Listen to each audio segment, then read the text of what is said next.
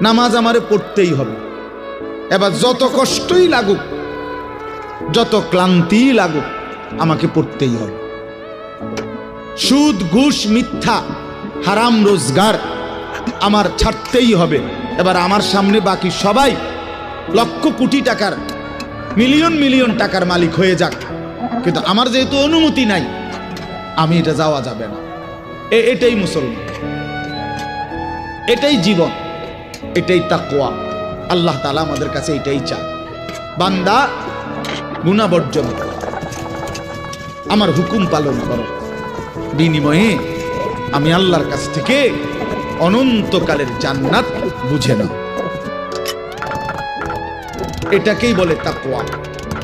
এই ব্যক্তিকেই বলে মুত্তাকি, যে নিজেকে গুনাহ থেকে বিরত রাখে, আল্লাহ তাআলার হুকুমের মধ্যে ব্যস্ত রাখে, আল্লাহর হুকুম পালনে ব্যস্ত, যত কষ্টই হোক।